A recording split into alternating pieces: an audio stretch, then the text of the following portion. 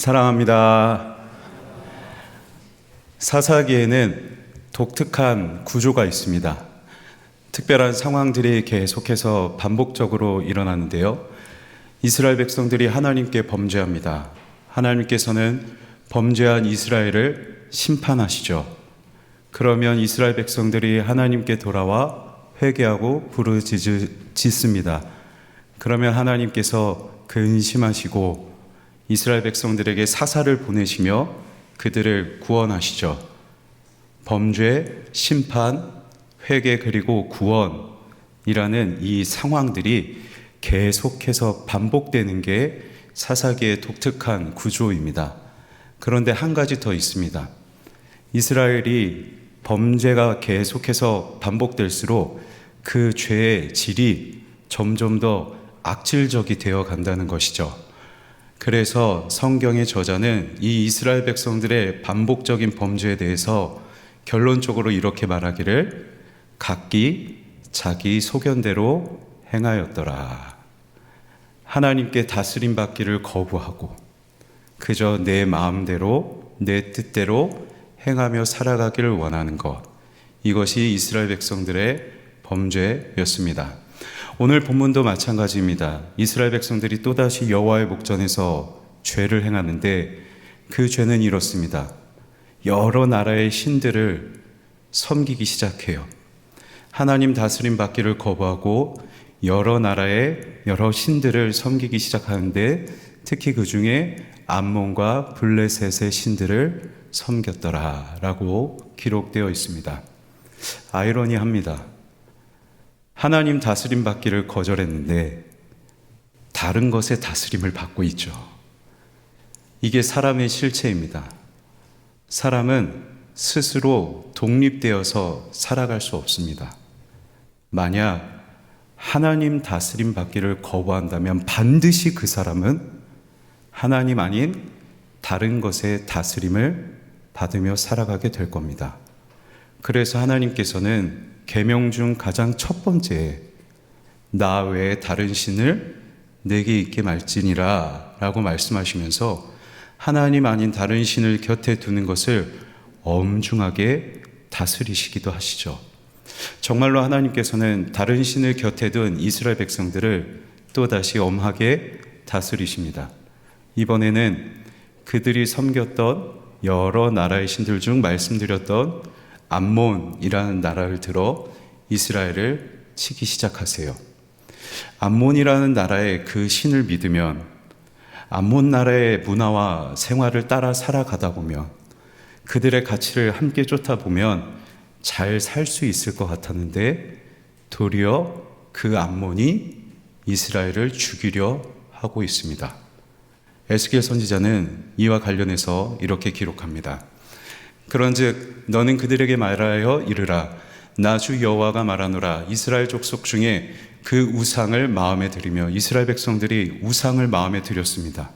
그런데 그 우상에 대해서 이렇게 기록하길, 죄악의 걸림돌을 자기 앞에 두고 선지자에게로 가는 모든 자에게 나 여호와가 그 우상의 수요대로 보응하리니. 이스라엘 백성들이 마음에 둔 그 우상을 다른 말로 말하기를 죄악의 걸림돌이다 라고 기록하고 있죠. 여기 걸림돌은 히브리어로 미크솔이라는 단어입니다. 여기에 파생된 단어가 있으니 카쉴, 그 뜻은 도끼입니다. 믿었던 도끼에 발등지킨다 라는 말이 있죠. 암몬의 신들을 믿으면 잘 살 수 있을 거라 생각했는데 도리어 그것이 도끼가 되어서 나를 발등을 찍고 있는 상황. 씁쓸한 것은 지금 이스라엘 백성들은 가나안 땅 안에 들어가 살고 있다는 것이죠. 가나안 땅은 어떤 땅인가요? 광야에서 방황하던 이스라엘 백성들에게 하나님께서 이제 그 방황을 멈추고 정착하라고 주셨던 땅, 하나님의 다스림을 받으며 안식을 누려야 되는 땅이었습니다. 그런데 안식의 땅으로 주셨던 그 땅에서 도리어 불행의 땅으로 만들며 살아가고 있는 것. 마찬가지입니다. 저와 여러분도 오직 하나님의 다스림을 받아야만 참된 안식을 누릴 수 있습니다. 하지만 반대로 하나님 아닌 다른 것의 다스림을 받으려 한다면 안식이 곧 불행으로 바뀌어 버리고 마는 것이죠. 우리의 가정도 마찬가지입니다. 하나님께서 우리의 가정도 안식을 누리는 땅으로 저와 여러분에게 주신 줄 믿습니다. 그런데 자꾸만 우리는 그 안식의 땅에서 하나님이 아닌 다른 것의 다스림을 받으며 살아가려고 합니다. 때로는 돈의 다스림을 받으려 해요. 돈을 핵심적인 가치로 삼고 살아가는데 도리어 돈이 우리의 걸림돌이 되고 말죠. 돈 때문에 부부가 다투고 돈 때문에 자녀가 다투기도 합니다. 때로는 자녀를 위한다는 마음 때문에 자녀들에게 좋은 학벌, 좋은 직장, 좋은 배우자를 강조하기도 합니다. 그런데 그것이 도리어 우리의 발등을 찍는 도끼가 되어서 부모는 자녀에게 실망하게 하고 자녀는 부모에게 상처가 되게 하는 안식이 깨어지는 결과를 낳게 되는 것이죠. 안식이 깨지면 빨리 내려놔야 할 텐데 사실 그것도 쉽지 않습니다. 이스라엘 백성들도 마찬가지였습니다. 이스라엘 백성들이 하나님께 돌이켜서 부르짖기 시작할 때가 언제였느냐? 암몬의 지배를 받은 지 18년이 지난 때였습니다. 자그마치 18년 동안 돌이키지 않았던 것이죠. 왜요? 고통스러운데 걸림돌이 되고 여전히 내 도끼로 내 발등을 찍고 있는데도 저 신을 믿으면 뭔가 누릴 수 있겠구나, 잘 살 수 있겠구나 하는 그 미련 때문에 자꾸만 내려놓지 못하는 거예요. 그래서 저와 여러분도 오늘 말씀 앞에서 한번 우리가 우리 가정을 돌이켜볼 필요가 있지 않을까 생각합니다. 내려놓지 못하는 내 미련함 때문에 나와 내 가정을 안식의 땅이 아니라 불행의 땅으로 만들고 있지는 않은지 우리 자신을 한번 잘 살펴볼 필요가 있는 것이죠. 말씀드린 것처럼 암몬의 지배를 받은 지 18년째 되는 해에 비로소 이제서야 이스라엘 백성들이 하나님께 부르짖기 시작합니다. 하나님께서 이때 한 사람 입다를 그들의 구원자로 사용하시죠. 그런데 이때 암몬이 다시 길르앗이라는 땅에 진을 치고 이스라엘 백성들을 괴롭히기 시작합니다. 보세요. 계속해서 암몬이 이스라엘 백성들을 괴롭힙니다. 죄악의 걸림돌은, 믿었던 도끼는 자꾸만 우리의 발등을 찍어요. 괴롭게 하죠. 그런데 하나님께서는 그 길르앗에 진치고 있는 암몬 족속을 길르앗 사람 입다를 통해서 물리치려 하십니다. 암몬이 진치고 있는 곳도 길르앗이고, 그리고 그 그들을 물리치기 위해 사용하시는 한 사람도 길르앗 사람. 길르앗은 어떤 땅일까요? 오래전에 우리가 잘 아는 야곱이 라반의 집에 머물러 있었습니다. 그런데 그때 하나님께서 야곱에게 나타나셔서 이제 너의 고향으로 돌아가라 하시죠. 그래서 야곱이 라반 몰래 야반 도주를 하게 됩니다. 이것을 알게 된 라반이 계속 추격하면서 가는데 밤중에 하나님께서 라반에게 현몽하셔서 야곱에게 더 이상 뭐라 하지 마라 라고 말씀하세요. 그리고 그 다음날 라반이 야곱을 찾아가서 우리 서로 침범하지 말자, 우리 서로 이제 해치는 일 하지 말자 하면서 평화의 조약을 맺게 하죠. 하나님께 있어서 이 길르앗은 야곱과 함께 하시고 그에게 평화를 주시는 땅이기도 했습니다.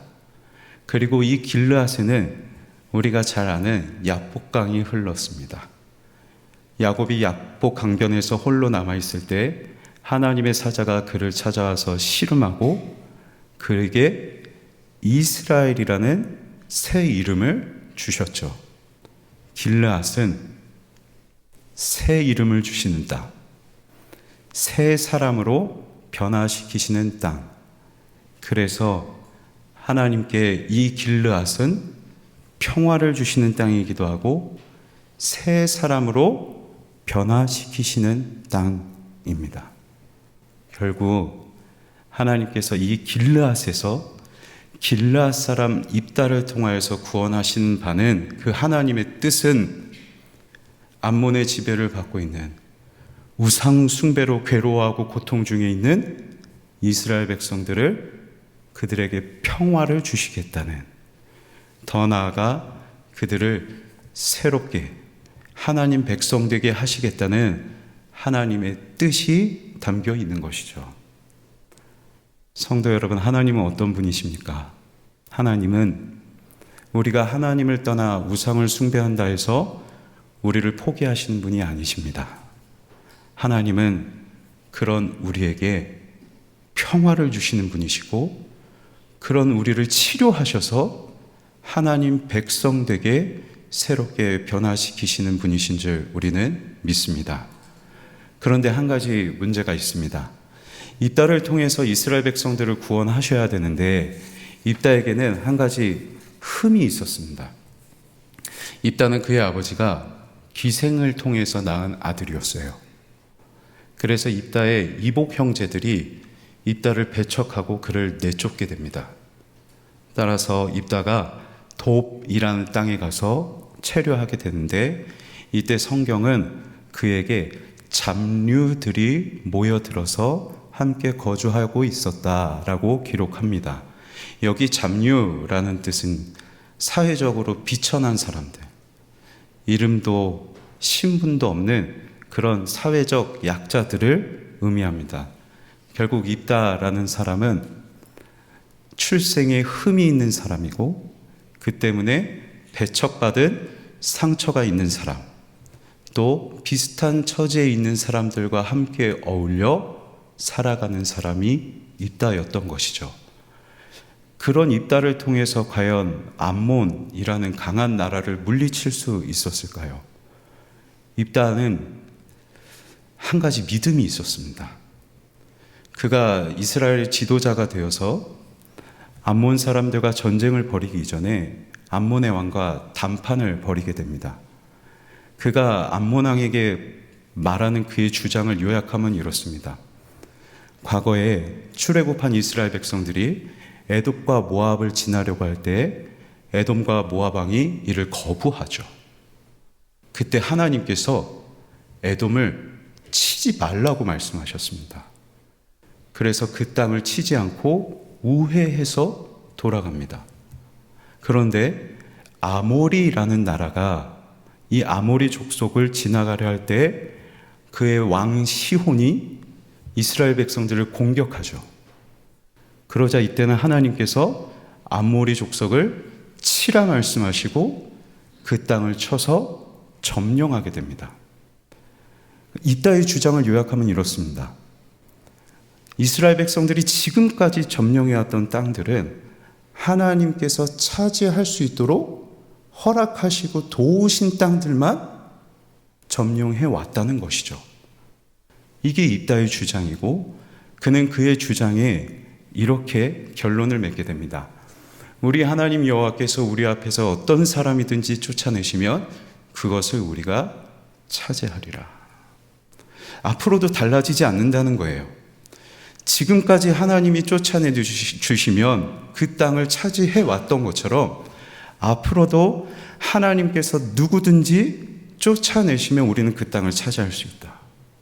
그리고 지금 눈앞에 있는 암몬 족속도 하나님께서 쫓아내시면 그 암몬 족속과 싸워서 승리할 수 있다. 이것이 입다의 믿음이었습니다. 하나님은 출생이 흠이 없고 흠이 있고가 하나님께 중요하지 않았어요. 하나님은 하나님을 향한 믿음이 있는 자를 사용하시는 줄 믿습니다. 그래서 하나님께서는 그의 믿음에 이렇게 반응하시는데 말씀을 통해 확인하시죠.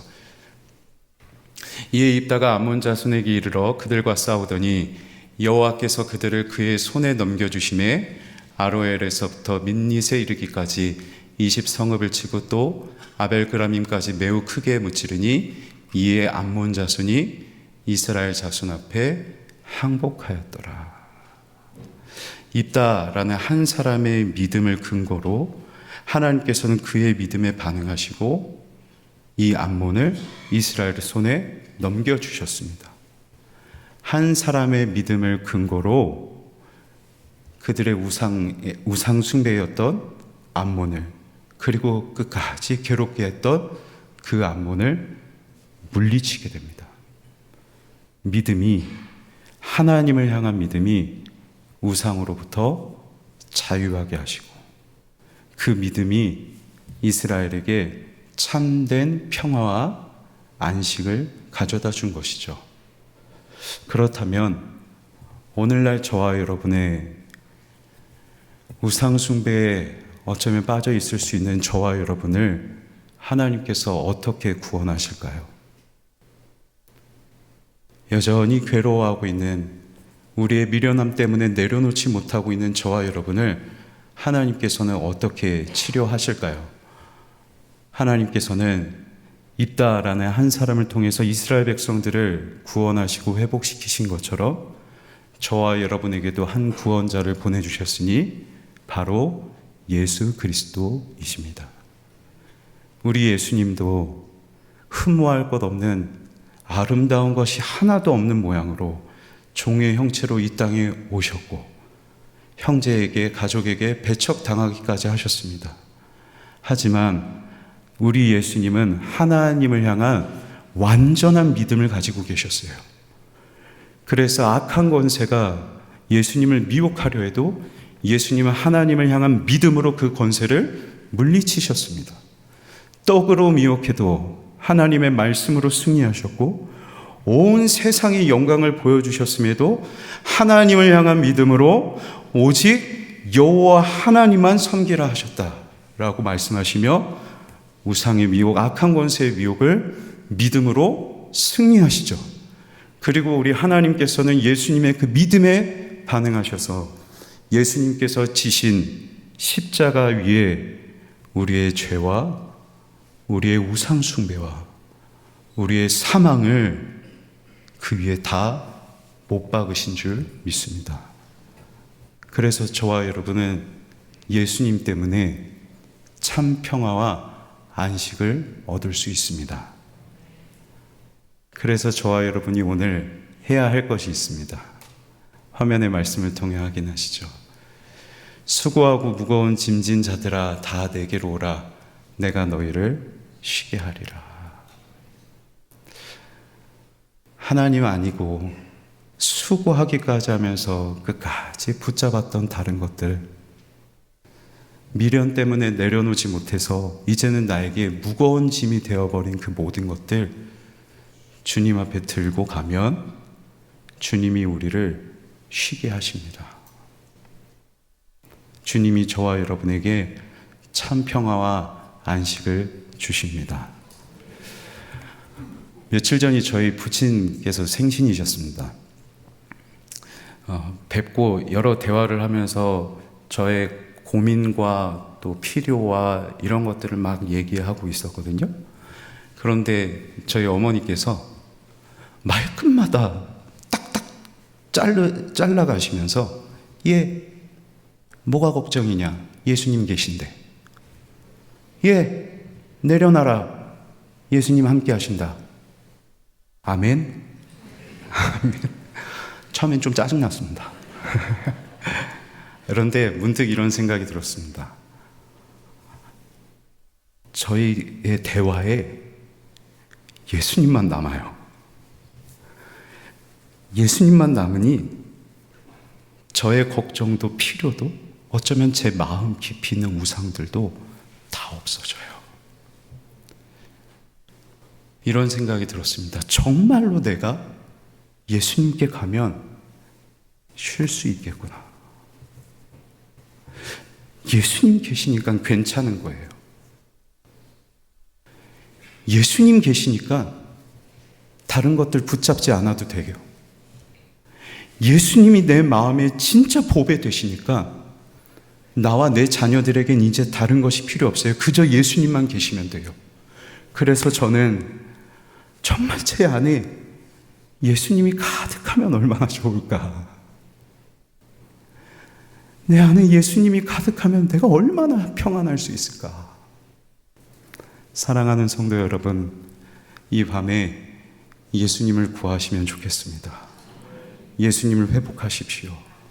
그러면 그 예수님께서 저와 여러분에게 예수님 때문에 다 괜찮은 참 평화, 예수님 때문에 더 붙잡지 않아도 되는 참된 안식을 저와 여러분에게 주실 줄 믿습니다. 여기서 끝나지 않습니다. 하나님께서는 우리에게 안식과 평화를 주시는 분이시라 말씀드렸고, 더 나아가 우리를 하나님 백성답게 새롭게 하신다. 이것이 하나님의 뜻이라 저는 말씀드렸습니다. 입다가 이스라엘의 지도자가 되어서 그들을 위해 싸우기로 결정할 때 한 가지 조건을 내겁니다.